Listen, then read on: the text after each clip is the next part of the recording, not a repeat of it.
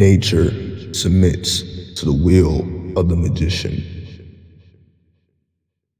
To truly have a grasp or handle on your higher self,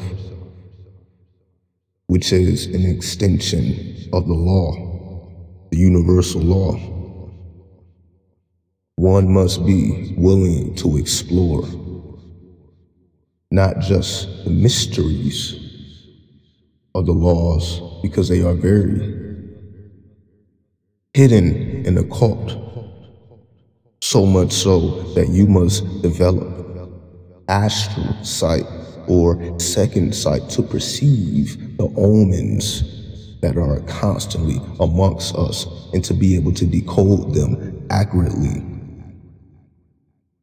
To be the one that stands between worlds, between portals, to be the gatekeeper is to be the holder of secrets. The holder of the secrets know and understand the nature of not only themselves, but their higher self, which is the ultimate expression of nature, as we are the center of the universe.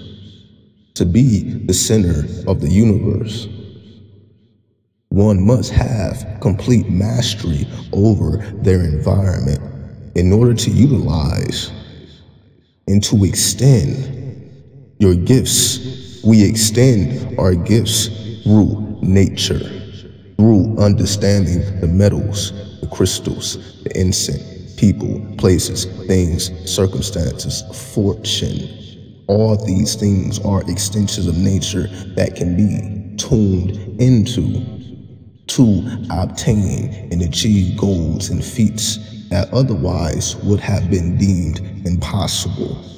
To do the impossible, you must start in the unknown. You must start in the deepness of the waters. You must start in the vastness of the sky.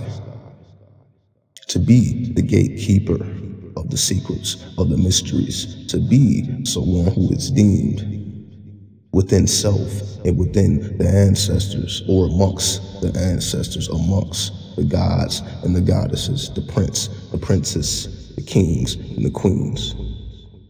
The holder of secrets must be able to express those secrets in their fullest activity, with their fullest capabilities, by being the ultimate expression of nature. Nature will submit to the will of the magician.